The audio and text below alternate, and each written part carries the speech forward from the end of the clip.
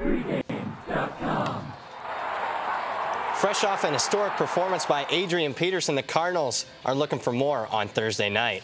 This is Brad Powers in Pregame.com studios, just off the Vegas Strip. We're talking NFL Thursday night action. Got a solid one for you in the NFC West. The Seahawks at the Cardinals. And Fez, who are you liking this matchup? On the home underdog, Cards +6, all about Seattle being overrated. Specifically, that defense is declining. We've seen it the last two home games. Hosting Houston, the defense just does not show up. They get absolutely torched by Houston's Watson. Took a miracle comeback by Russell Wilson to get the win. And then last week, what was that? The Legion of Boom gives up the lead late 14-10 against the Washington Redskins with 1 minute to play. Very disappointing. Yeah, and it was a Washington team that it seemed like the entire market, wise guys and the public, were fading, mainly due to the fact that was a Washington team that was crippled with offensive injuries. Yeah, you could make the case, even if Cousins is elite, and that's questionable, the rest of the team was missing in action. He lost his two wide receivers, his 1,000-yard guys to start the season.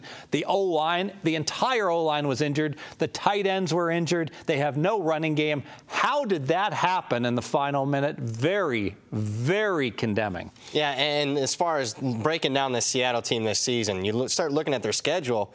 Yeah, they got a winning record, but it's been against a very favorable schedule. They played Indianapolis, San Francisco, a banged-up Washington team. They're a little bit overrated here. Yeah, I got them strength of schedule, the second easiest schedule in the league year-to-date, so put an asterisk by their good stats year-to-date. And as far as value aspect for Seattle, we look at that game a few weeks back. They got a marquee win on the road against a red-hot LA Rams team, but diving in the box score, that was kind of a phony win. Completely a phony win. Starts out beginning of the year when Gurley's reaching for the pylon and fumbles it into the pylon. There goes 7 points. End of the game, Cooper Kupp drops the winning touchdown pass in between four other turnovers. Really was a game statistically that the Rams should have beaten Seattle here on the road by 14 points. Your second key handicap. Seattle is lousy on the road. We talk about this all the time. Here's a team that does much better at home than they do on the road, and recent history has continued that. They're 2-5 against the spread on the road, despite the nice win against the Giants. Even blowing the Giants out, they still have underperformed versus expectations by